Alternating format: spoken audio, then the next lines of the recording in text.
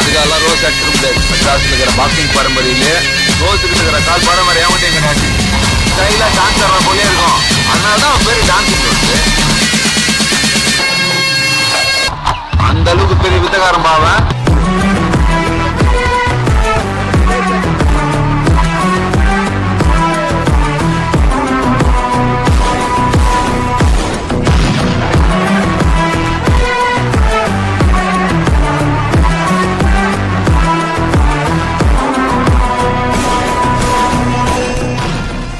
ஓரளவுக்கு மேல நம்ம கிட்ட பேச்சே கிடையாது.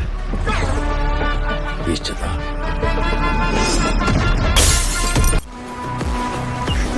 சோழமுத்தா போச்சா? 4 கிலோ குரும்பி ரிங்னு சுத்துமே. குறி வச்சா எற விழணும்.